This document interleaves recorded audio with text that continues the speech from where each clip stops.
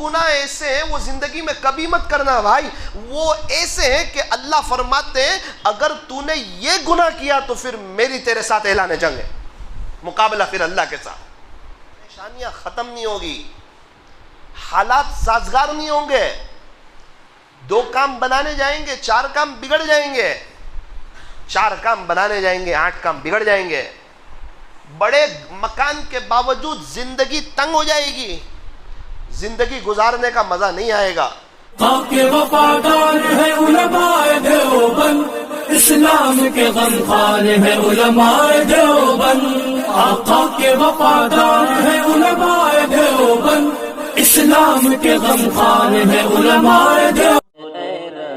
अस्सलामु अलैकुम वरहमतुल्लाहि वबरकातुहू।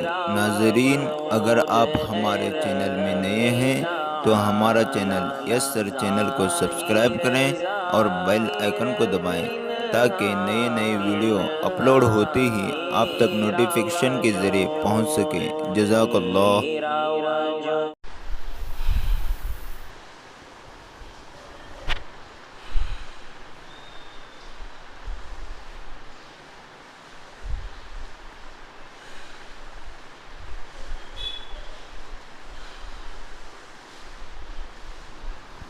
अल्हम्दुलिल्लाह अल्हम्दुलिल्लाहि वकफा वसलामुन अला इबादिहिल्लज़ीना इस्तफ़ा। अम्मा बादु फ़अऊज़ु बिल्लाहि मिनश शैतानिर रजीम। बिस्मिल्लाहिर रहमानिर रहीम। इन औलियाउहु इल्लल मुत्तक़ून। सदक़ल्लाहु मौलानल अज़ीम। वक़ालन नबिय्यु सल्लल्लाहु अलैहि वसल्लम ज़िक्रुल्लाहि शिफ़ाउल क़ुलूब। वक़ाल अलैहि सलातु वस्सलाम इन्नमल अअमालु बिन्नियात। रवाहुल बुखारी। औ कमा क़ाल अलैहि सलातु वस्सलाम। नाज़ाग़ हुस्न जिस पे ये हुस्न रसूल है। नाज़ाग़ हुस्न जिस पे ये हुस्न रसूल है। कि कहकशा तो आपके कदमों की धूल है। ए कारवान शौक़, ए कारवान शौक़, यहाँ सर के बल चलो। तैबा के रास्ते का तो कांटा भी फूल है। तैबा के रास्ते का तो कांटा भी फूल है।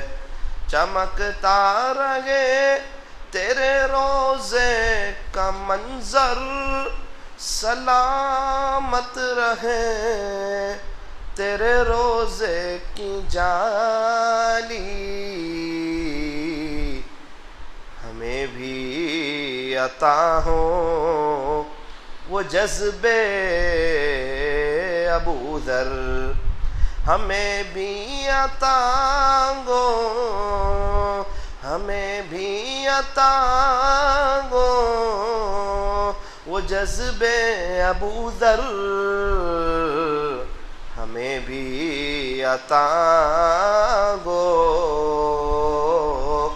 वो रूह बिलाली हमें भी अता हो, वो रूह बिलाली नक्शे कदम नबी के हैं, जन्नत के रास्ते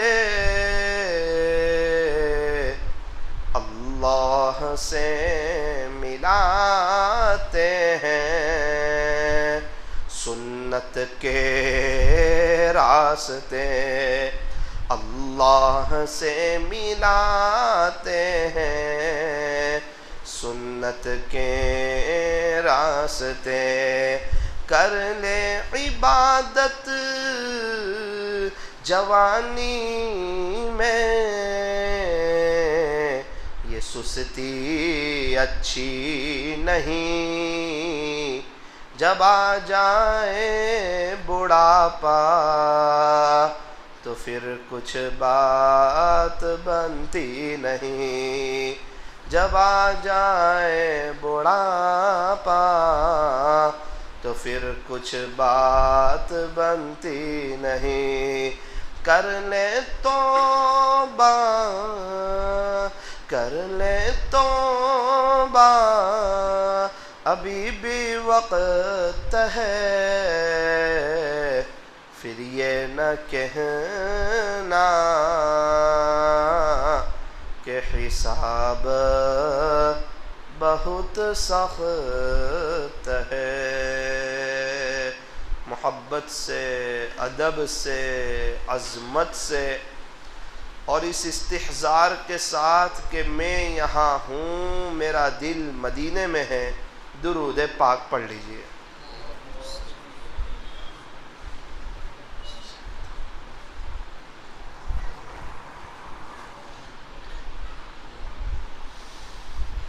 अल्लाह तबारक व तआला हमारे दुरूद पाक पढ़ने को कबूल फरमाए।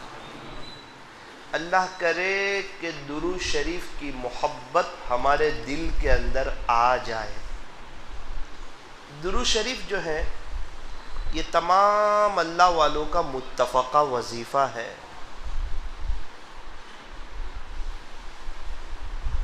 सारे मसाइल हल हो सकते हैं, सारी परेशानियां दूर हो सकती है। शर्त यह है कि दुरूद शरीफ के पढ़ने में इजाफा कर दिया जाए, बढ़ोतरी कर दी जाए। आखिरत में एक एक नेकी बहुत कीमती है, बहुत कीमती। यूं फरमाया कि जो जर्रा बराबर नेकी करेगा वो भी देख लेगा। अल्लाह का कुरान कहता है फमन यअमल मिस्काल ज़र्रतिन खैरन यरा। खुलासा ये कि जो जर्रा बराबर नेकी करेगा वो भी देख लेगा, और जो जर्रा बराबर बुराई करेगा वो भी देख लेगा। ये भी अल्लाह का कुरान कहता है वमन यअमल मिस्काल ज़र्रतिन शर्रन यरा। अब दुरूद शरीफ पढ़ने से क्या हो रहा है? का 10 नेकियां मिल रही है। ये कोई रुपये पैसे की बात नहीं चल रही है, पाउंड डॉलर की बात नहीं चल रही है, ये नेकी की बात चल रही है। नेकी कहते हैं अल्लाह की तरफ से मिलने वाली चीज़, और जो चीज़ अल्लाह की तरफ से मिलती है वो बहुत बड़ी हुआ करती है। तो एक मर्तबा दुरूद पाक पढ़ने पर 10 नेकियां। यूं फरमाया कि एक मर्तबा दुरूद पाक पढ़ने पर 10 नेकियां मिलती हैं और साथ में 10 गुना माफ होते हैं। बंदा एक मर्तबा दुरूद शरीफ पढ़ता है तो दोनों फरिश्ते मशगूल हो जाते हैं। नेकी लिखने वाला फरिश्ता फौरन 10 नेकियां लिख देता है, और गुनाह लिखने वाला फरिश्ता 10 गुनाह को मिटा देता है, और उस बंदे के 10 दर्जे बुलंद हो जाते हैं एक मर्तबा दुरूद शरीफ पढ़ने पर। कितने इनाम मिलते हैं?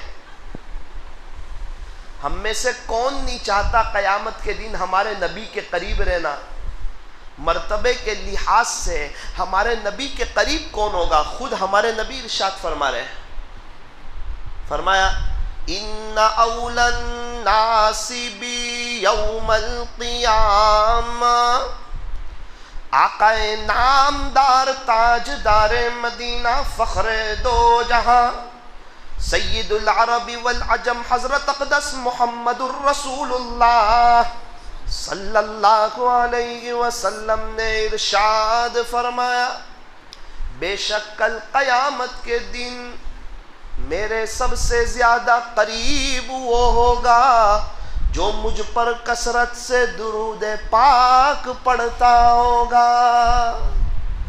फरमाया जो मुझ पर कसरत से दुरूद पाक पढ़ता होगा वो क़यामत के दिन मेरे करीब होगा। बहुत लोग हैं दुरूद शरीफ कसरत से पढ़ने वाले, अल्लाह करे कि उन खुश नसीबों में अल्लाह हमें भी शामिल फरमा ले। हमारे यहाँ एक लड़की है, उसे कुछ दिन में कई दफ़ा हमारे नबी की ज़ियारत हुई, उससे मालूम किया गया कि तेरा कोई ख़ास अमल, ख़ास वजीफ़ा, कहने लगी तहज्जुद में उठ जाती हूँ, उस वक्त से दुरूद शरीफ पढ़ती हूँ, रात सोने तक दुरूद शरीफ पढ़ती रहती हूँ, ये मेरा अमल है, ये मेरा वजीफ़ा है। अभी कुछ दिनों में कई दफ़ा हमारे नबी की ज़ियारत की। क्या बात है कि दुरूद शरीफ पढ़ने के लिए वक्त है। जब फरिश्ता दुरूद पहुंचाता होगा कि अल्लाह के नबी फ़ुलां इब्न फ़ुलां ने आप पे दुरूद भेजा है और वो आप पे दुरूद ही पढ़ता रहता है, तो हमारे नबी कितने खुश होते होंगे।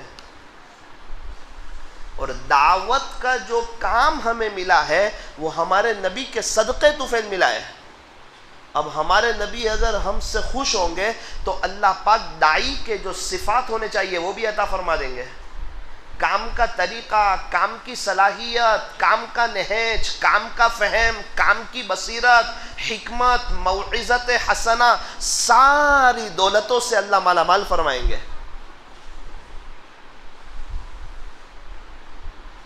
एक बुज़ुर्ग से मुलाकात हुई जो रोज़ाना 30,000 मरतबा दुरूद शरीफ पढ़ते हैं, अभी मौजूद है वो। मैंने उनसे मालूम किया कि हज़रत आपको ये तौफीक कैसे हुई, रोज़ाना 30,000 मरतबा? कहने लगे बेटा मैं मक्का मुकर्रमा गया था, पता नहीं दिल में क्या आया, अपने अल्लाह से दुआ कर बैठा, रब्बे करीम दुरूद पाक की मोहब्बत मेरे दिल में डाल दे। बस वो अल्लाह के यहाँ मंजूर हो गई, कबूल हो गई। उसी दिन से 30,000 मरतबा रोज़ाना दुरूद शरीफ पढ़ता हूँ। बेटा 50,000 भी हो जाते हैं लेकिन आज तक 30,000 से कम नहीं हुए। कितने साल हुए? का 8 साल या 10 साल हुए। अभी 20 दिन पहले मुंबई जाना हुआ, मोहम्मद अली रोड पर एकदम भीड़, क्राउड, एक मजमा, जिसको देखो वो मशगूल, और वहाँ हर बंदा फांस हो जाता है, तेज हो जाता है, सोहबत का अपना असर होता है। एक चचा से मुलाकात हुई, मेरी आदत है मैं कुछ बोलता रहता हूँ, अल्लाह माफ़ करे। तो मैंने कहा चचा दुरूद शरीफ पढ़ते रहो। मुझे कहा बेटा अल्लाह का एहसान है, पढ़ता हूँ, मेरे रब का करम है, फजल है उसका, पढ़ता हूँ। तो मैंने देखा तो उनके हाथ में डिजिटल तस्बीह थी। मैं एकदम शर्मा भी गया, मैंने कहा इनके हाथ में तो तस्बीह है। मैंने कहा चचा आज कितने पढ़ लिए? कहा ये ना पूछ।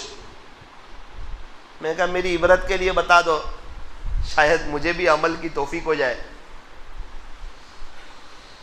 ऐसे देखा, मुझे कहा बेटा अल्लाह जानता है, अल्हम्दुलिल्लाह आज 90,000 हो गए, 90,000 मरतबा आज पढ़ लिए। मैंने आहिस्ता से पूछा हजरत ये कैसे हो गया? कहा दुनिया से बेरगबती इख्तियार कर ली, दुनिया को दिल से निकाल दिया बेटा।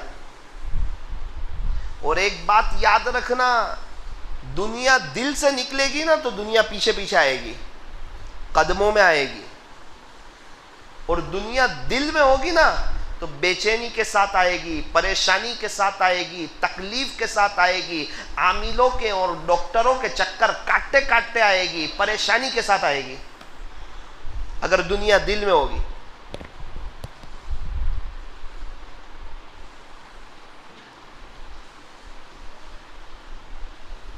यूं कहते हैं कि अगर पैसे जेब में ना हो तो लोग कहते हैं कि बंदा गरीब हो गया, और यही पैसे और दुनिया अगर दिल में ना हो तो अल्लाह वाले कहते हैं ये बंदा वली हो गया। दुनिया का जेब में होना बुरा नहीं, तिजोरी में होना, अलमारी में होना बुरा नहीं, दुनिया का दिल में होना बुरा है। बहुत से सहाबा को अल्लाह पाक ने बहुत नवाजा था, बहुत नवाजा था। फरमाया कि दुनिया का जेब में होना, तिजोरी में होना बुरा नहीं, दुनिया का दिल में होना बुरा है। ये दुनिया दिल में आती है तो फजर की नमाज चली जाती है, ये दुनिया दिल में आती है तो कुरान शरीफ की तिलावत की तौफीक नहीं होती है, ये दुनिया दिल में आती है तो फिर अल्लाह के रास्ते में निकलने को दिल नहीं चाहता है, ये दुनिया दिल में आती है तो दीन की मेहनत समझ में नहीं आती है, फिर अल्लाह उसको दुनिया में फांस देता है, परेशान हो जाता है। एक मिसाल से इस आजिज़ की बात को समझे, अल्लाह करे समझ आ जाए तो ज़िंदगी गुजारने का मज़ा आ जाएगा, बरकतें भी आ जाएगी। हाँ मिलेगी मुकद्दर की, लेकिन समेटी हुई मिलेगी, आसानी से एक रास्ते से मिल जाएगी।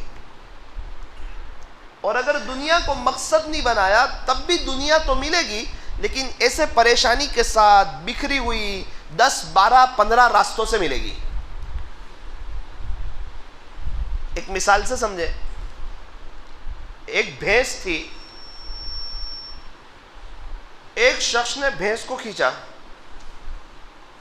वो आगे नहीं आई। उसका भाई आया, भाई क्या हुआ? भैंस आगे नहीं आ रही है। अरे ताकत बता, चल तू भी खींच। और दोनों ने मिलके खींची, फिर भैंस आगे नहीं आई। उनका बेटा आया, अब्बू क्या हुआ? बेटा ये भैंस को जो है ना आगे लाना है, आगे आती नहीं। चलो तीनों मिलके जोर लगाते हैं। फिर तीनों ने मिलके जोर लगाया, भैंस हिली सही लेकिन फिर अपनी जगह पे। उनकी बीवी आई, क्या कर रहे हो? भैंस आगे ही नहीं आ रही है।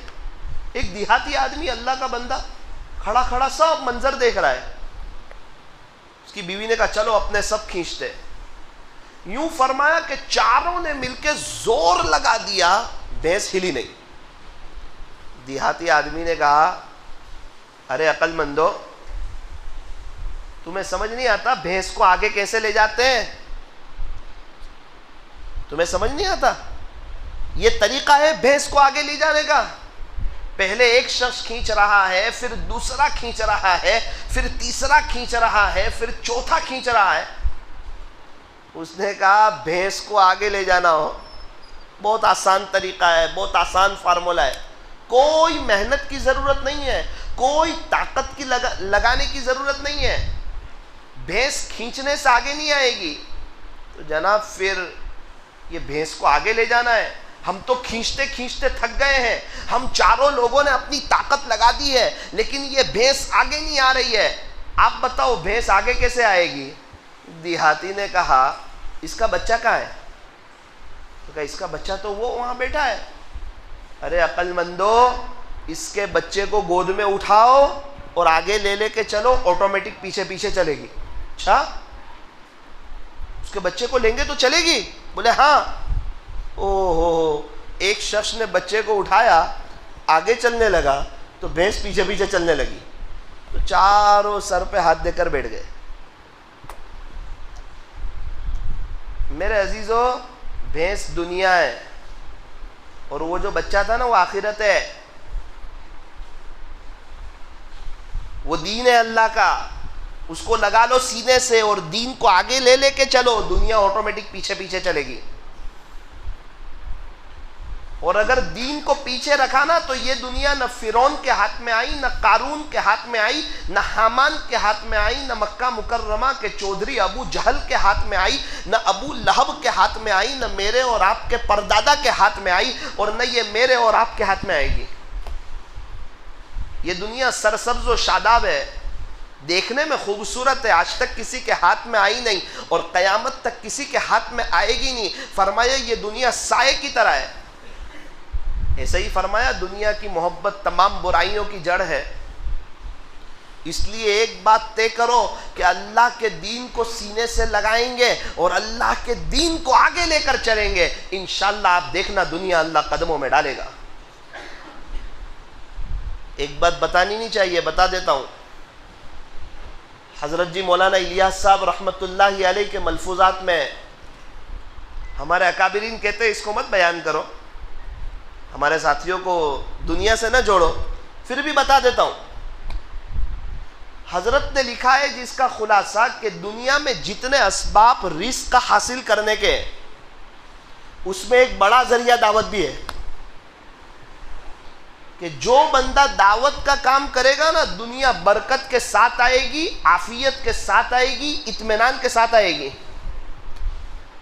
हर एक पुराने साथी के पास चले जाओ कि जब आप काम में लगे थे उससे पहले क्या हाल था और आज आपका क्या हाल है, क्या आपकी दुनिया बिगड़ गई? तो कहेंगे ना, कि दुनिया बिगड़ी नहीं, पहले परेशान थे, अब चैन सुकून आ गया, घर में दीन आया, बच्चे फरमा बरदार हुए और अल्लाह के रास्ते में निकलकर अजीब व गरीब सुकून मिलता है। अल्लाह करे कि दुनिया की मोहब्बत मेरे और आपके दिल से निकल जाए। तो बात ये चल रही थी दुरूद शरीफ की, तो मैंने कहा चचा, कहने लगे बेटा आज मैंने 90,000 मरतबा दुरूद शरीफ पढ़ा है। मैंने कहा ये कैसे हो गया? कहा बेटा दुनिया से बेरग़बती इख्तियार कर ली, आखिरत से दिल लगा लिया तो अल्लाह ने आसान कर दिया। मेरे आँख में तो आंसू आ गए। मैंने कहा चचा मेरे लिए भी दुआ कर दो। बोले चल हाथ उठा। मैंने तो उसी जगह खड़े खड़े हाथ उठा दिए। ओहो हो, क्या दुआ दे दी। कैसे कैसे लोग हैं, इन लोगों से मिल करके लगता है कि वाक़ईतन हमने वक्त बहुत गफलत में गुजार दिया। एक मस्तूरात आई, बोले कुछ आपसे बात करना चाहती हूँ। मैंने कहा क्या हुआ? कहा मेरी ये परेशानी है। मैंने कहा दुरूद शरीफ पढ़। कहा पिछले 20 साल से 5,000 मरतबा दुरूद शरीफ पढ़ती हूँ। मैंने कहा फिर आप इस्तिग़फ़ार कीजिए। अल्हम्दुलिल्लाह पिछले 20 साल से 5,000 मरतबा इस्तिग़फ़ार भी करती हूँ, पिछले 20 साल से। मैंने कहा कि आप तहज्जुद में 4 से 4:15 का वक्त अपने अल्लाह को दे दो। कहा बेटा तकरीबन 17 या 18 साल हो गए, तहज्जुद से इशराक तक का वक्त अल्लाह को दे दिया है। मैं समझ गया कि अल्लाह ने इसको मेरी इबरत के लिए भेजा है कि देख साकिब, आखिरत की तैयारी करने वाले तेरे ज़माने में कैसे कैसे लोग मौजूद हैं, उनके पास वक्त है अल्लाह के लिए।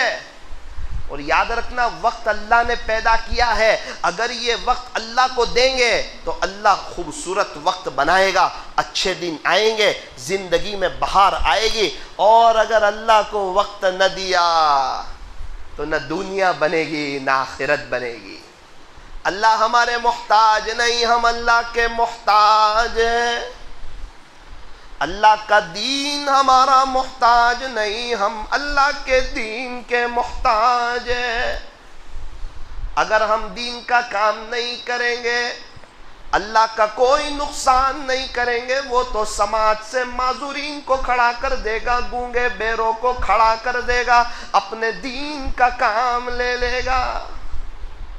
अगर अल्लाह मेरे और आप से ले ले तो ये मेरी और आपकी सादत की बात है, खुशकिस्मती है। बादशाह ने एक शख्स को कहा मेरे लिए पानी ले आ, और वो फ़ख्र करता है मैं बादशाह का पानी लाया। अरे फ़ख्र ना कर, बादशाह के पास तो तेरे जैसे हज़ारों थे, इस पर शुक्रिया अदा कर के बादशाह ने तेरा इंतखाब किया, वरना वो कोई और ले आता। फ़ख्र की बात नहीं है। फरमाया अल्लाह जिससे दीन का काम ले रहा हो वो कभी भी बड़े बोल न बोले, हमेशा छोटा बन के रहे। जब तक छोटा बन के रहेगा, खुदा की नज़र रहमत में रहेगा, जैसे ही अपने आप को कुछ समझ लेगा, खुदा की नज़र रहमत से गिर जाएगा। ये काम छोटा बनने के लिए, तवाज़ु के लिए, आजिज़ी के लिए, इंकिसारी के लिए, अपने आप को अल्लाह से, अल्लाह के हवाले कर देने के लिए। एक मिसाल से बात समझे, हमें क्या करना चाहिए था और हमारा हाल क्या है। एक शख्स बादशाह के पास आया, कहा बादशाह सलामत, आपकी बेटी से शादी करना चाहता हूँ। है शहजादी से? बोले हाँ। बादशाह की एक ने एक बेटी। बादशाह को लगा कोई बड़े घर से होगा। क्या करते हो? कहा लकड़ी काटता हूँ जंगल से। अच्छा,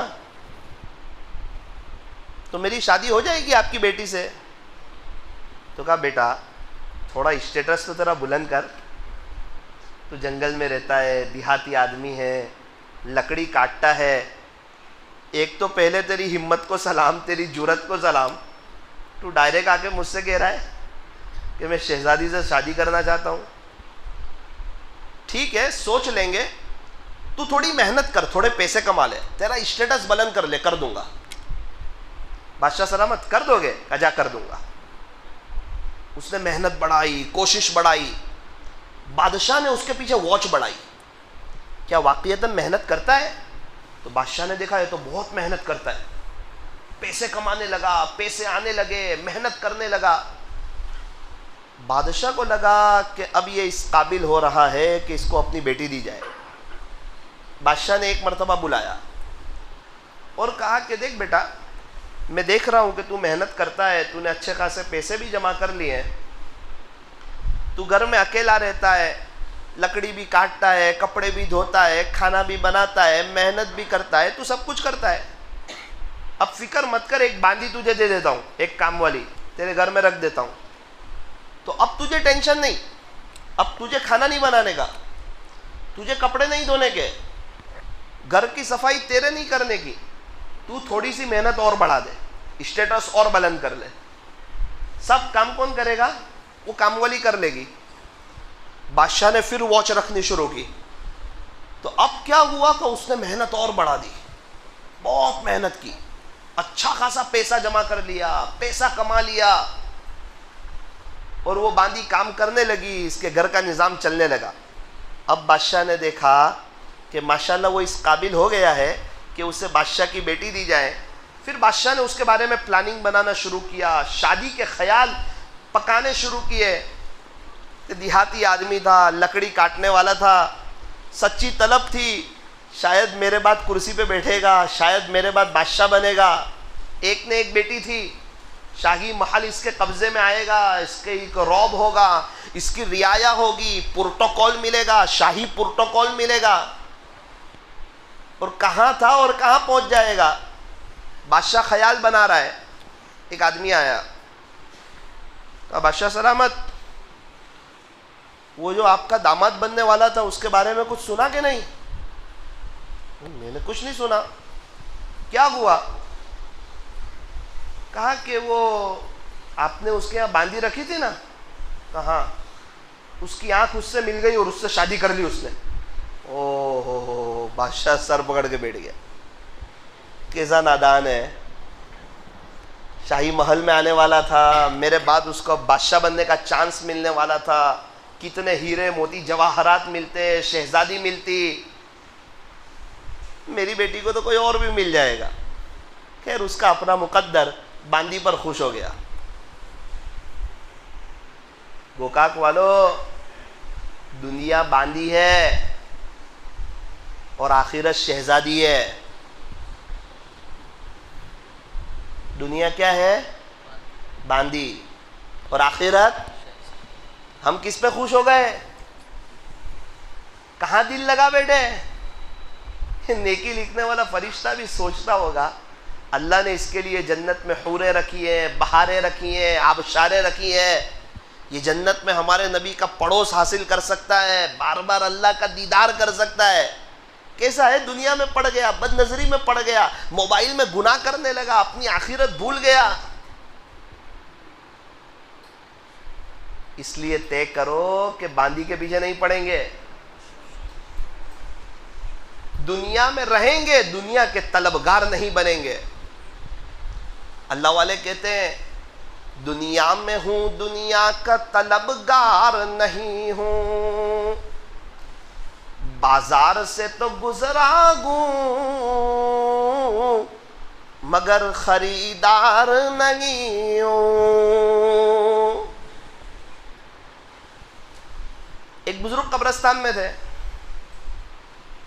एक शख्स आए, कैसे हो हजरत, खैरियत से? कहा एक कब्र थी करीब में। हजरत ने कहा बेटा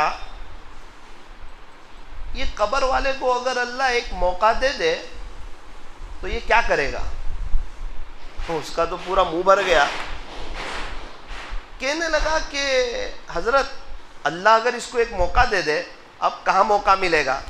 बेटा मैं तुझे कुछ और सवाल पूछ रहा हूं कि अल्लाह अगर इसको मौका दे दे तो ये क्या करेगा? उसने कहा हजरत फिर तो ये अपनी पूरी ज़िंदगी अल्लाह के दीन की खातिर लगा देगा। खुलासा ये है कि बदनजरी नहीं करेगा, झूठ नहीं बोलेगा, अल्लाह को नाराज़ नहीं करेगा, मोबाइल को तो हाथ भी नहीं लगाएगा और वो अल्लाह के दीन की मेहनत करेगा, अल्लाह वाला बन जाएगा। हजरत ने एक आह भरी और कहा बेटा इसको तो मौका मिलने वाला नहीं है, लेकिन तेरे पास मौका है, ये सब तू कर ले। इसको नहीं मिलने वाला है, ये तेरे पास है, तू कर ले। गोकाक वालों मेरे और आपके पास मौका है, मैं और आप कुछ कर लें तो ज़हे नसीब, वरना यकीन मानो अल्लाह को हमारी ज़रूरत नहीं, अल्लाह हमारा मोहताज नहीं। अगर वो हमसे काम ले लेना तो शहादत की बात है।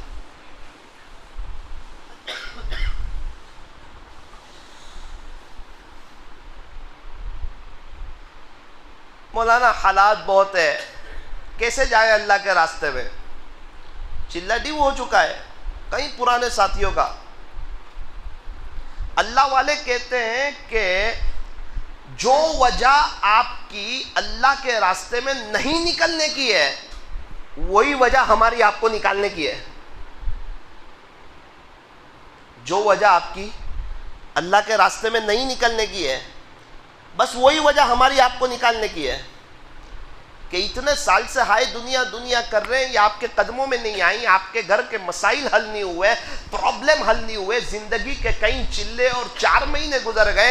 एक काम करो, एक 4 महीने अल्लाह के दीन के खातिर भी लगा के देखो, रो करके देखो, तड़प करके देखो, तहज्जुद में अल्लाह को मना करके देखो, वहाँ का सुकून भी देखो और बरकतें भी देखो और इज्जतें भी देखो। और अल्लाह के दीन की मेहनत करने के बाद जो सुकून मिलता है और तहज्जुद में उठकर जो अल्लाह के सामने रोने का जो मज़ा आता है और तस्बीहात की जो तौफीक होती है और पहले सफ की जो तौफीक होती है, ज़रा वो करके भी देखो। अल्लाह के दीन की मेहनत को मामूली ना समझना, हल्के में मत लेना इसको। कोई भी दीन का काम हो, खानका हो, मदरसे हो, जमीयत हो, तबलीग हो, अल्लाह के दीन का काम है।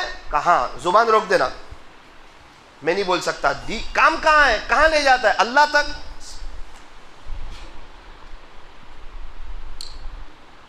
हमारे यहाँ एक साथी थे, उनकी ज़िंदगी बहुत गफलत में गुजरती थी, बहुत ज़्यादा गफलत में।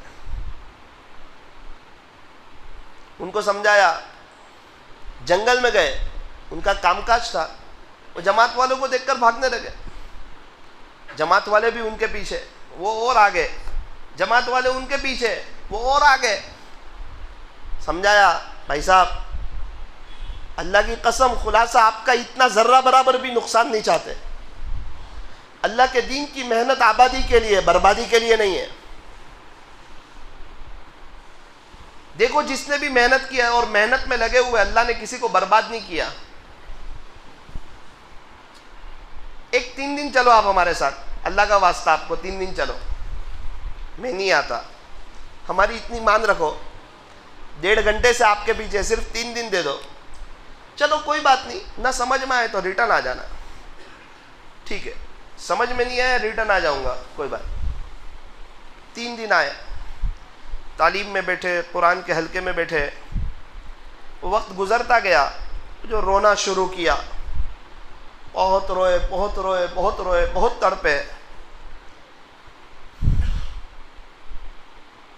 3 दिन खत्म हुए, घर आए, बीवी को बिठाया, कहा देख बीवी, मेरी जिंदगी तो बर्बाद हो गई, जिंदगी का एक बड़ा हिस्सा गफलत में गुजर गया। मैं अल्लाह के रास्ते में गया ना तो मुझे एहसास हुआ, अब मैं अपने बच्चों की लाइफ बर्बाद करना नहीं चाहता।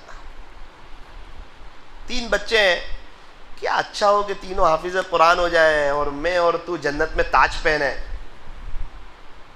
हमारी जिंदगी तो गफलत में गुजर गई, क्या बेहतर हो कि तीनों आलिम हो जाए, इल्म इनके सीने में हो, तीनों अल्लाह के दीन की मेहनत कर रहे हो, तीनों कारी हो जाए, अच्छा कुरान पढ़े। हमें तो नहीं आ रही सही मानों में सूरह फातिहा, बच्चे तो पढ़े अच्छा कुरान, बीवी भी समझ गई, तीनों को एक मदरसे में रख दिया गुजरात के। कुछ वक्त गुजरा, तीनों हाफिज हो गए, कुछ वक्त गुजरा, तीनों आलिम हो गए, कुछ वक्त गुजरा, तीनों कारी हो गए। उसमें उनके 2 बच्चे तो अभी गुजरात के टॉप कारियों में। क्या सवाब ले रहे हैं वो मेहनत करने वाले, जिसने समझाया था आज कितना ऊंचा मकाम होगा उनका। अब उनके बच्चे पढ़ा रहे हैं, मेहनत कर रहे हैं, जितने बच्चे पढ़ते जाएंगे इनको सवाब मिलता जाएगा। उनकी नस्लों में जितने उलमा तैयार होते जाएंगे इनको सवाब मिलता जाएगा। उम्मत में हीरे छुपे हुए हैं, मेहनत करने वाले कहाँ हैं? हीरे छुपे हुए उम्मत में। कचबूच में मेरी बात तय हुई, मुझे कहा ये एक बच्चा नज़म पढ़ेगा। मैंने कहा बहुत अच्छा। वो मेरे से मुलाकात के लिए आया, मौलाना आप मुझे पहचाने? ओह आप, मैंने उन्हें शर्ट पैंट में देखा था, दाढ़ी भी नहीं, अजीब जिंदगी। हम लोग जब चिल्ले में गए थे रजब में, तो मैंने उनको उस हाल में देखा था, और अभी नज़म पढ़ने आए तो देख रहा हूँ माशाल्लाह जुब्बा है और अमामा है। कहा मौलाना आपकी जमात आई थी, तो जमात वालों की बात दिल पे लगी। मौलाना पहले फजर भी नहीं पढ़ता था, लेकिन जब बात दिल पे लगी तो 40 दिन में से 26 दिन तो मैंने फजर की अजान दी, और मैंने नज़म मश्क की कि आपके बयान से पहले पढ़ूंगा। जब उसने नज़म पढ़ी, मेरे आंखों में आंसू आ गए। कैसे कैसे हीरे उम्मत में छुपे हुए हैं। मेहनत करने वाले कहाँ हैं, कोशिश करने वाले कहाँ हैं, तड़पने वाले कहाँ हैं, फिक्र करने वाले कहाँ हैं।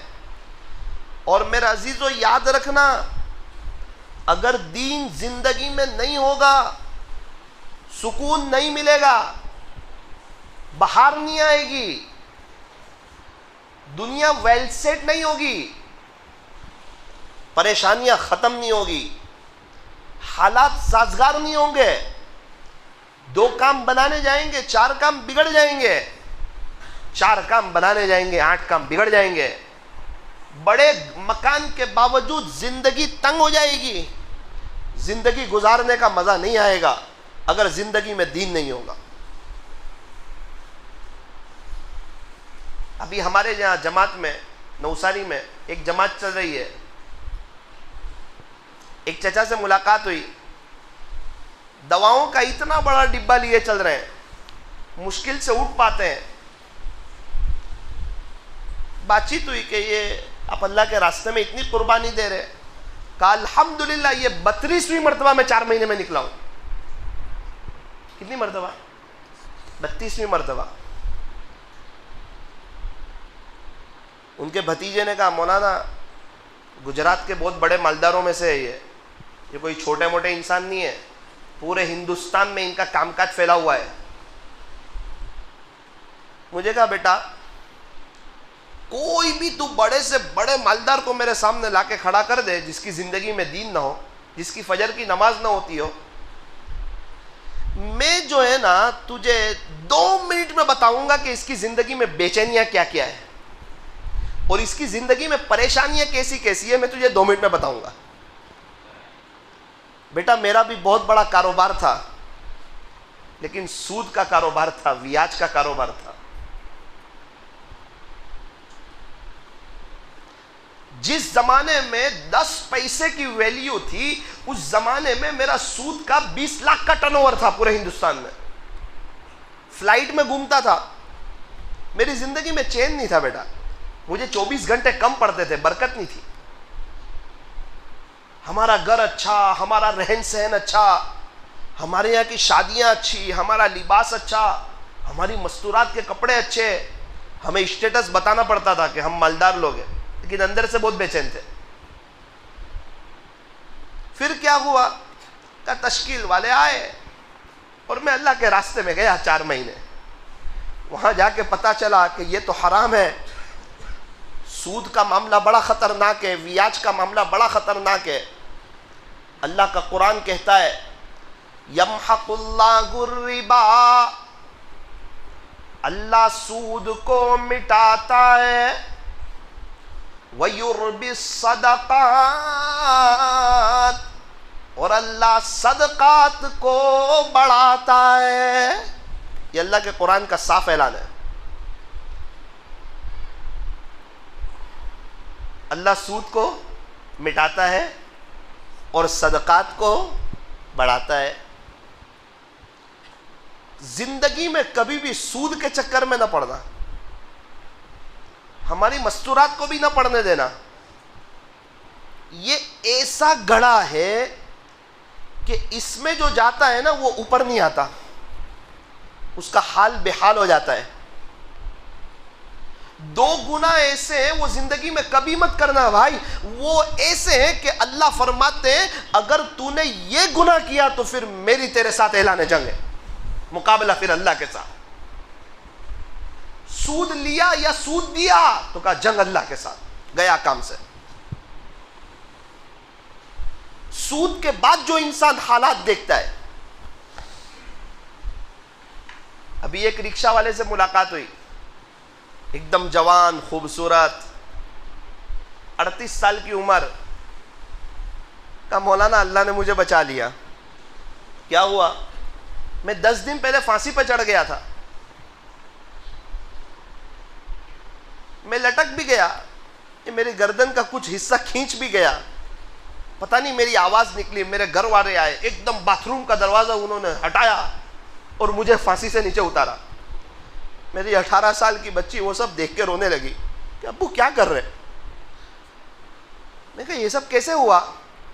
मौलाना मेरी खुद की रिक्शा चलती थी, ऐसी आवक थी मेरी, बस पता नहीं मुझे क्या हुआ, मुझे लालच आई और मैंने सूद के पैसे की एक रिक्शा ले ली। सिर्फ 5000 हफ्ता था। मुझे ऐसा था कि मैं ऊपर आ जाऊंगा, वो सपने देख रहा था। मौलाना जो सूद लिया है और जो अल्लाह के साथ जंग छेड़ी है, उसके बाद ऐसा गिरा हूं कि अभी तक उठ नहीं पाया हूं।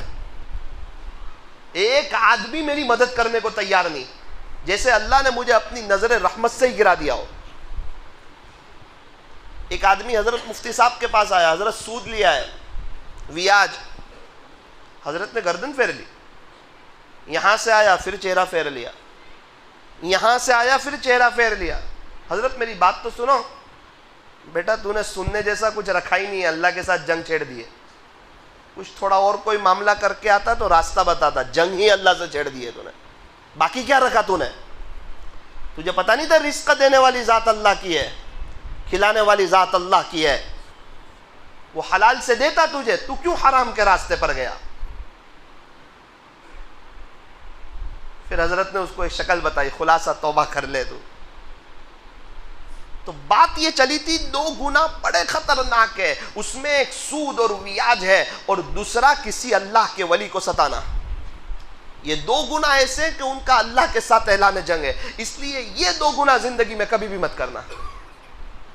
और अगर ये गुनाह में पड़े हो, जल्द अज जल्द किसी मुफ्ती साहब के पास चले जाना, उनके पास बैठ जाना, अपनी जिंदगी की फाइल उनके सामने रख देना और कहना मुफ्ती साहब बताओ मैं अल्लाह को कैसे राजी करूं। घर बेचने की जरूरत पड़े घर बेच देना, दुकान बेचने की जरूरत पड़े दुकान बेच देना, प्रॉपर्टी बेचने की जरूरत पड़े प्रॉपर्टी बेच देना, लेकिन आखिरत की बर्बादी का सौदा मत करना, वरना हमेशा हमेशा के लिए फंस जाओगे।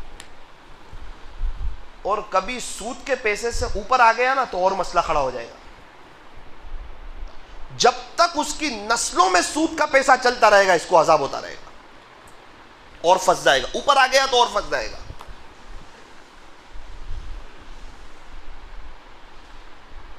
आज हमारे यहां की बहुत सी औरतें सूद में मुब्तला है और खलास हो चुकी है, अंदर से बेचैन परेशान।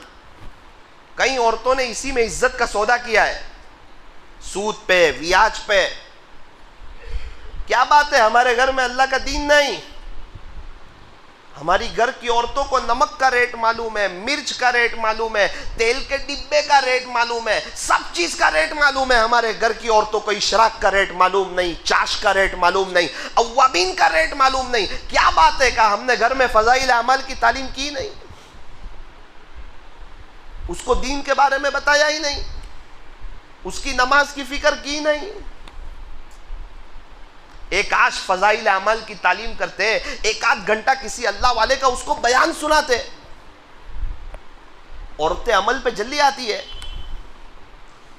शायद वो बयान सुनती एक आध घंटा और कान के रास्ते से दिल में बात जाती तो वह आपकी भी फर्मा बरदार बनती, बच्चों की अच्छी तरबियत करने वाली बनती और ये सोच उसकी जिंदगी में आती कि मेरे घर में अल्लाह का दीन आ जाए। औरतों की सोच बड़ी वजन रखती है। औरत सोचती है तो घर में चाय पत्ती आ जाती है, शक्कर के बारे में सोचती है, शक्कर आ जाता है। औरत तेल के डिब्बे के बारे में सोचती है तो वो आ जाता है। औरतों को अल्लाह पाक ने एक अजीब अंदाज दिया है समझाने का। अगर जो औरत अल्लाह के दीन के बारे में सोचेगी कि मेरे घर में अल्लाह का दीन आ जाए, इंशाल्लाह उनके घर में अल्लाह का दीन भी आ जाएगा। कहाँ है जो अपने बच्चों की तरबियत करते हो, उनकी आखिरत की फिक्र करते हो, उनके लिए रोते हो, उनके लिए अल्लाह को मनाते हो। एक वाक़या याद आया मुझे, हज़रत मौलाना सज्जाद साहब नौमानी दामद बरकातहुम का, अल्लाह हज़रत की उम्र में बरकत नसीब फरमाए, उनकी मेहनतों को कबूल फरमाए। हज़रत फरमाते हैं, वाक़ये का खुलासा अर्ज़ कर दूँ, मेरे वालिदैन हज पर गए हुए थे तो हमारे यहाँ एक माहौल है, हज से आते हैं बच्चों के लिए कुछ ले आते हैं और बच्चे बहुत खुश हो जाते हैं। मुझे भी बहुत अच्छी तरीके पर याद है, जब मेरे अम्मी अब्बू जाते थे तो हमें उनके आने से ज़्यादा खुशी वो क्या चीज़ लाए उसकी होती थी। छोटे बच्चे को खिलौने चाहिए और क्या चाहिए। हज़रत फरमाते हैं, मेरे वालिदैन तशरीफ़ लाए और बैग खोली, सब मेरी भाई बहन खड़े थे। तो मेरी अम्मी ने कहा, देख बेटा तेरे लिए ये लाई, तेरे लिए ये लाई, तेरे लिए ये लाई, तेरे लिए ये चीज़ लाई। मौलाना सज्जाद साहब फरमाते हैं कि मुझे घड़ी बहुत पसंद थी तो मैं समझा कि मेरी माँ मेरे लिए घड़ी लाई होगी। पूरी बैग ख़त्म हो गई, सब भाई बहन के लिए कोई न कोई चीज़ थी, मेरे लिए कुछ न निकला। मेरी आँख में आंसू आ गए। मैं कहा, अम्मी सबके लिए लाए, मेरे लिए कुछ न लाए। तो बेटा सज्जाद तेरे लिए भी लाने वाली थी, सबके लिए कुछ न कुछ लाई, लेकिन जब तेरी बारी आई ना तो मैंने बैतुल्लाह शरीफ का पर्दा पकड़ा और यूं कहा, अल्लाह मेरे सज्जाद से पूरी दुनिया में दीन का काम ले ले, ये लाई तेरे लिए। खुश हो।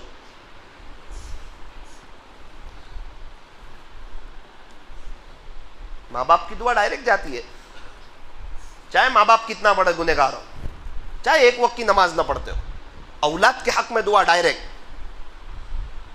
आज काम कर रहे हैं, माँ बाप को कितना सवाब मिल रहा होगा।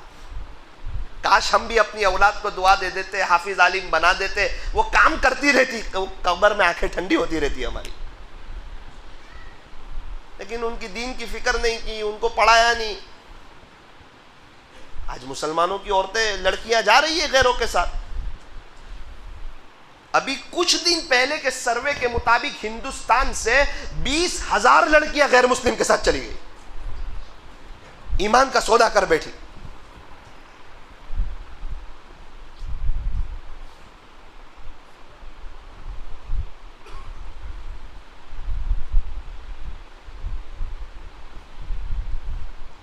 पालनपुर में एक जगह अभी 40 लड़कियां जाने वाली थी।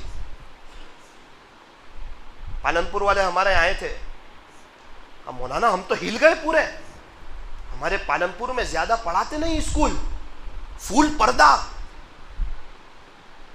अहम मीटिंग हुई समाज में, हजरत मौलाना हारून साहब रहमत दामत बरकातुहुम के कहीं प्रोग्राम हुए, एकदम से रोक लगाई, बच्चियों के मोबाइल की वॉच रखी, उनके पास से मोबाइल लिया, उनको समझाया, और अब घर पे दीन की मेहनत चालू हुई। अल्हम्दुलिल्लाह वो 40 लड़कियां बच गई, वरना गैरों के पास हमारे यहाँ की 4000 लड़कियों के नंबर थे। ये हमारी उलमाए किराम की एक टीम ने बहुत बड़ा खर्च किया इस पर, तब जाके अंदर से ये रिपोर्ट निकली है। मुझे कह रहे थे तुम्हारे नवसारी में तो स्कूल पढ़ाते हैं इतनी सब, तो तुम्हारे यहाँ क्या हाल होगा, तुम सोचो तो सही, तुम्हें पता नहीं है। ये मौलाना हारून साहब हमारे यहाँ आते थे ना, तो कहते थे कि पानी यहाँ तक आ गया है, सर के ऊपर जाए तो रोना मत। हकीकत में सर के ऊपर से चला गया।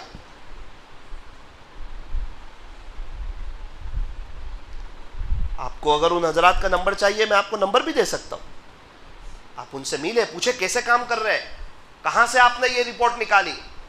उन्होंने बहुत पैसे खिलाकर ये अंदर से रिपोर्ट निकाली।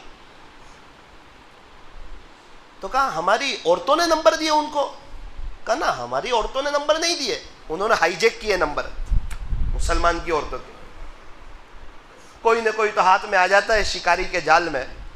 अल्लाह के वास्ते अपने घर की फिक्र करो, ये सोने का वक्त नहीं है। ईमान की बात चल रही है अब, ईमान की, और हम अपनी बच्चियों को स्कूल पढ़ा रहे, 6ठी क्लास में, 7वीं क्लास में, 8वीं क्लास में।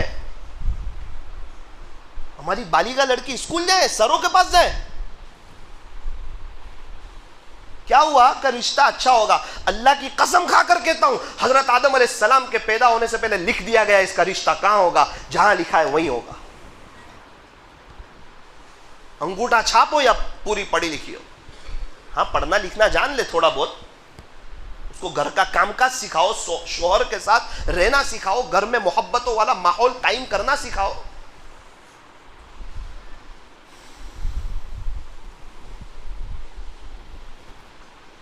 हम कहते हैं बच्ची 7-8 साल की हो जाए तो मस्जिद में उलमा के पास मकतब के लिए मत भेजो। थोड़ा जुमला तो सुनो, किसके पास मत भेजो? उलमा के पास, जो अंबिया के वारिस है। बड़ा ऊंचा मर्तबा है। आलिम की फजीलत आबिद पर ऐसी है जैसे चांद की फजीलत सितारों पर। उलमा का बड़ा ऊंचा मकाम है। यूं कह रहे जो इतने बड़े आलिम है, अल्लाह वाले हैं, उनके पास मत भेजो 7-8 साल की लड़कियों को, तो सरों के पास भेजने की कहां से इजाजत होगी? अल्लाह के बंदो कुछ ख्याल करो, मैं भी आपको दड़ा के जाता हूं, कहीं ये ना कहना कि फिर पानी सर पे चला गया है और हमें कोई समझाने वाला नहीं आया था। मैंने देखा उन माँ बाप को, वो बच्ची जब चली गई ना तो उनकी रातें मैंने देखी। मैं गया उनके माँ बाप के पास, खून के आंसू रोते थे, बेचैन तड़प रहे। मौलाना कोई मुसलमान के साथ ही चली जाती, गैरों के साथ चली गई, रो रहे तड़प रहे मछली की तरह। उसकी माँ तो तड़फड़ियां खा रही है, 3 दिन हो गई। और जब उनकी लड़की को लाया जाता तो बात सुनने के लिए तैयार नहीं।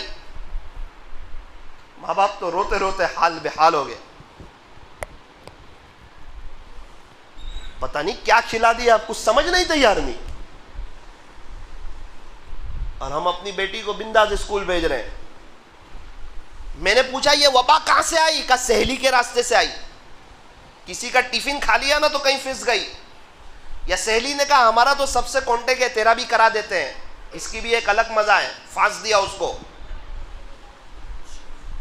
या अय्युहल्लज़ीना आमनू, कुरान की आयत सुनना, ए ईमान वालो, कू अनफुसकुम व अहलीकुम नारा, तुम अपने आप को और अपनी फैमिली को जहन्नम की आग से बचाओ। कौन कौन तय करता है घर में फजाइल की तालीम करेंगे? करेंगे? हजरत मौलाना तारिक जमील साहब का 1 घंटा रोजाना बयान सुनाओ। मेरे अजीजों, माफी मांगने वाले, तौबा करने वाले, अल्लाह की तरफ रुजू करने वाले, ये अल्लाह को बहुत पसंद कि बंदा अल्लाह से माफी मांग ले, अल्लाह का हो जाए, अल्लाह से सुलह कर ले। जब औरतों के अंदर दीन था, कैसी कैसी कुर्बानियां दी, और क्या औरतों के अंदर तकवा था।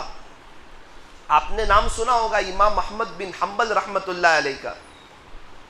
एक औरत आई उनके पास, पर्दे में थी, उनका बेटा भी वहीं बैठा हुआ था। उसने आकर कहा, हजरत मसला पूछना चाहती हूँ। पूछिए।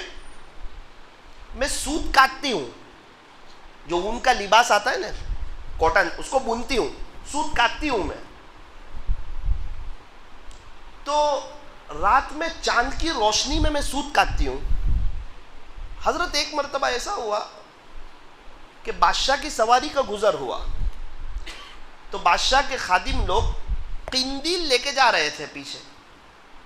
तो थोड़ी देर के लिए मैंने उस किंदील की रोशनी से फायदा उठाया। रोशनी आई तो मैंने जल्दी जल्दी काम किया। तो क्या ये मेरे लिए जायज था?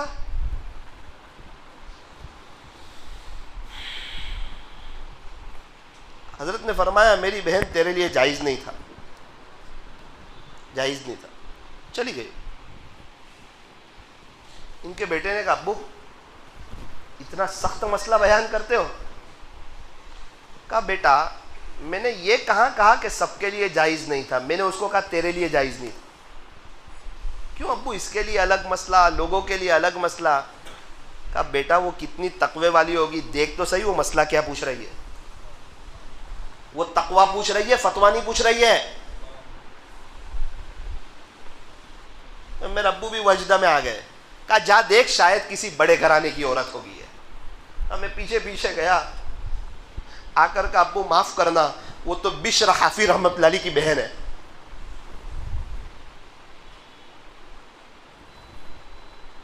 बिश्र हाफी रहमतुल्लाह अलैह की बहन है।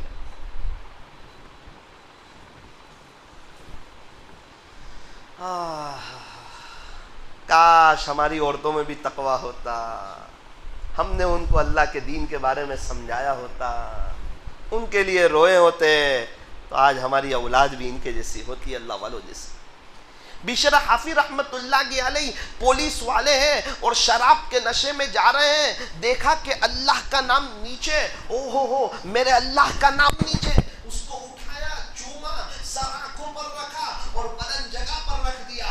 अल्लाह ने इल्हाम फरमाया, ए बिशर, तुमने हमारे नाम को पैर से उठाकर सर तक पहुंचाया, याद रखना हम तेरे नाम को फर्श से उठाएंगे और अर्श तक पहुंचा देंगे। हजरत फरमाते, इस इल्हाम के बाद मेरा दिल अल्लाह की मोहब्बत से भर चुका। हालांकि पुलिस वाले हैं, शराबी हैं, बज़ाहिर हाफिज आलिम नहीं थे, ये कोई किताबी सनद याफ्ता आलिम हो, ऐसी बात नहीं।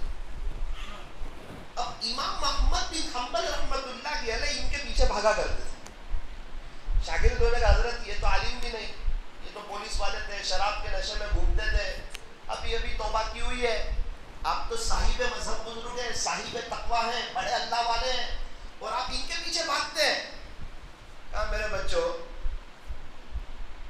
अहमद बिन हम्बल जिस रब को मानता है, बिशर हाफी उस रब को जानता है। अहमद बिन हम्बल जिस रब को मानता है, बिशर हाफी उस रब को जानता है। हबीब अजमी रहमतुल्लाह अलैह, ये कोई बहुत बड़े अल्लाह वाले नहीं थे, सूद खोरों में से थे, बड़ा सूद का कामकाज था, यही सूद का जो अल्लाह की नजर से गिरा देता है। क्या जब अल्लाह की रहमत जोश में आती है, ए दोस्त जब अय्याम भले आते हैं, घात मिलने की वो खुद ही बतलाते, अपने तक पहुंचने का रास्ता अल्लाह ही बता देते हैं। एक बादशाह टेरेस पे खड़ा था, तकरीबन बहलूल दाना रहमतुल्लाह अलैह का गुजर हुआ, तो साथियों से कहा कि ये बहलूल है? बोले हाँ, अभी इनको मेरे तक ले आओ।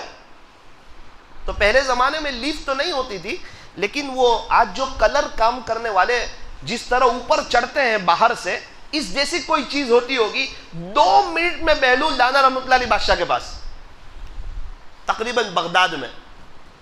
बादशाह ओ सलाम किया, कहा हज़रत माज़िरत चाहता हूँ, एक सवाल पूछने के लिए आपको हाजिर किया।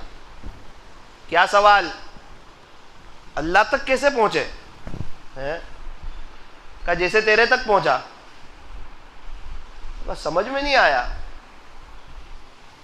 मैं तो सीधा साधा इंसान चल रहा था, मेरी पहुँच कहाँ के तेरे तक पहुँचता है, अपॉइंटमेंट लेना पड़ता, लेकिन तूने चाहा तो 2 मिनट में आ गया। जैसे तेरे तक पहुंचा ऐसे अल्लाह तक पहुंचा। कुछ ऐसे काम तो करे कि अल्लाह भी चाह ले। वो जंगल में नहीं थे, उसके महल के सामने से गुजर रहे थे। जरा मस्जिदों में भी तो आया करे, शायद अल्लाह चाह ले। अहलुल्लाह की मजलिसों में भी जाया करें, अल्लाह के रास्तों में भी जाया करें, गश्तों में भी बैठा करें, मुलाकातों में भी जाया करें, शायद अल्लाह की नजर करम पड़ जाए। यही बहलूल दाना रहमतुल्लाह अलैह एक मर्तबा हारून रशीद रहमतुल्लाह अलैह के दरबार में आने से पहले, हारून रशीद के दरबार में आए, मजलिस लग रही है, लोग आ रहे हैं, हारून रशीद की एंट्री पड़ने वाली है। वो सीधा आकर हारून रशीद की कुर्सी पे बैठ गए।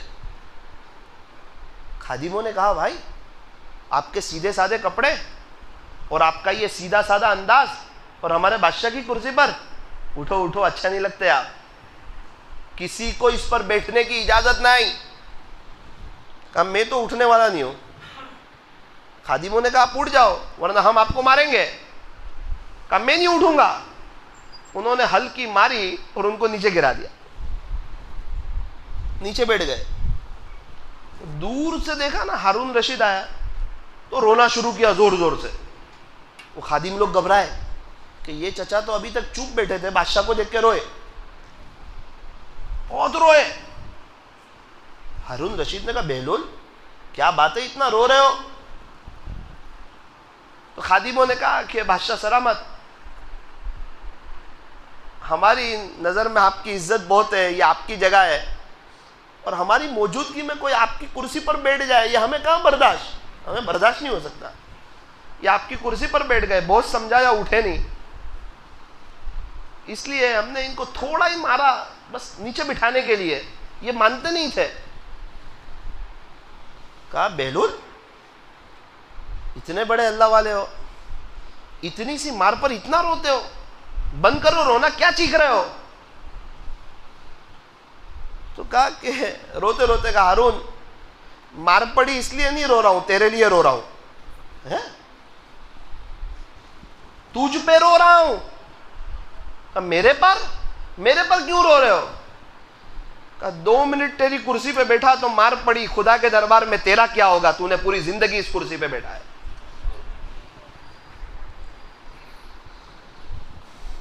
और आज सब ओहदे की लालच में, कुर्सी मिल जाए कुर्सी, अरे अल्लाह का दीन मिल जाए, दुनिया पीछे पीछे आएगी। अल्लाह तबारक व ताला हमें सही समझ अता फरमाए। हबीब अजमी रहमतुल्लाह अलैह सूदखोरों में से, तौबा की तौफीक दी अल्लाह ने, कोई बात दिल पे लगी। एक बुजुर्ग का बुखारी शरीफ का सबक चल रहा था, सबक में तशरीफ लाए, हजरत खड़े हो गए, बज़ाहिर तो आलिम नहीं है, मुआनका किया, इकराम किया, अच्छी जगह बिठाया। जब हबीब अजमी रहमतुल्लाह अलैह तशरीफ ले गए तो शागिर्दों ने कहा हजरत आप इतने बड़े आलिम हो और ये तो बड़े सूदखोरों में से थे, अभी अभी तौबा की, इनके आने पे आप खड़े हो जाते हो, इकराम करते हो, आप इतने बड़े अल्लाह वाले हो। तो कहा बच्चों मैं किताबों का आलिम हूँ और हबीब अजमी अल्लाह का आलिम है, मैं किताबों को जानता हूँ और वो अल्लाह को जानता है। तो हमारा तो ऐसा अल्लाह है जो फुज़ैल बिन इयास को डाकुओं से उठाकर वलियों के सरदार में खड़ा कर दे, हबीब अजमी को सूदखोरों में से उठाकर अपना बना ले, बिशर हाफी को शराब के नशे में से उठाकर अपना बना ले। अल्लाह को अपने बंदों से बड़ा प्यार, गुनहगारों से भी बहुत प्यार है, नेकों से तो है ही।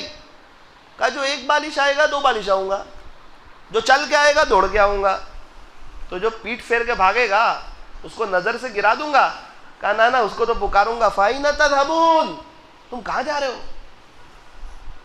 या अय्युहल इंसान मा गर्रका बिरब्बिकल करीम, ए इंसान तुझे तेरे रब से किस चीज ने धोखे में डाल दिया? ऐसा क्या हुआ कि तू अपने अल्लाह को भूल गया, अपने खालिक को, अपने मालिक को भूल गया, अपने पालनहार को भूल गया? आजा अल्लाह की तरफ आजा।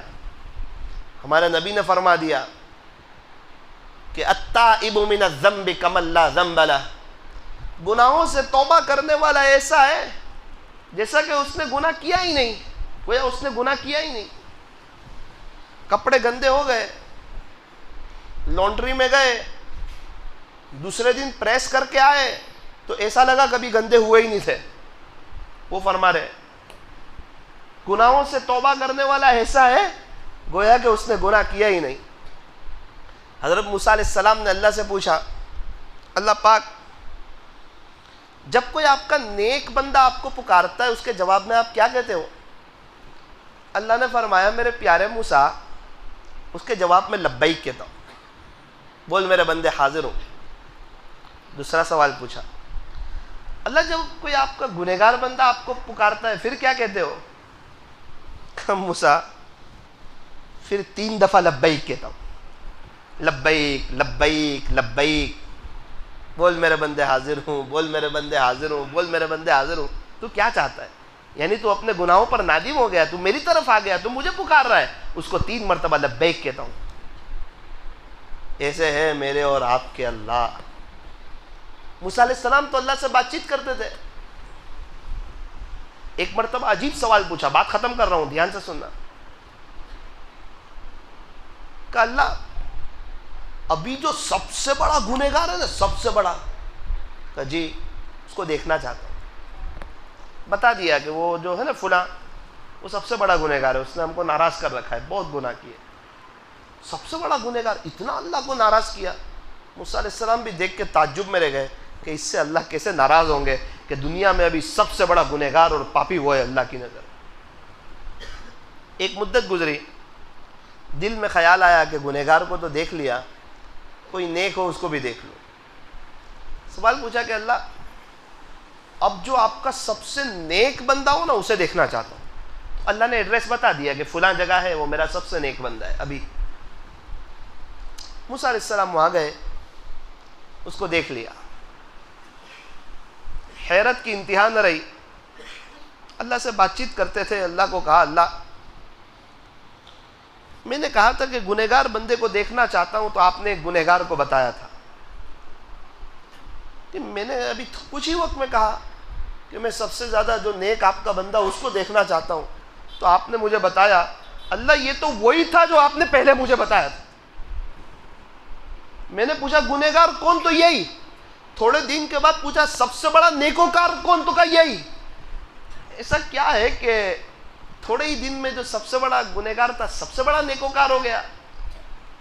मेरे मूसा, असल में बात ऐसी है कि अपनी बीवी के पास बैठा हुआ था, ये कुछ बात निकली तो इसकी बीवी ने कहा कि तुम्हारे अमल तो ऐसे है कि तुम पक्के जहन्नमी हो। इसने कहा कि हाँ बेशक मेरा अमल तो ऐसे है कि मैं पक्का जहन्नमी हूँ, लेकिन खुलासा ये है मेरी बीवी, एक बात याद रखना। कहा मेरे गुनाह है ना, मेरे गुनाह बहुत है, मेरे को पता है अल्लाह मुझसे नाराज है, लेकिन सुन ले, आज तू कहती है ना मैं पक्का जहन्नमी हूं, तो सुन ले, उसकी रहमत के मुकाबले में मेरे गुनाह कुछ नहीं है। और मेरी बीवी, मैं अल्लाह की रहमत से नाउम्मीद नहीं हूं। ए मूसा, जब उसने हमारी रहमत की बात की ना, हमारी रहमत का दरिया जोश में आया और उसके सारे गुनाहों को नेकियों से बदल दिया। कुछ दिन पहले सबसे बड़ा गुनहगार था, आज वही सबसे बड़ा नेकोकार हो गया।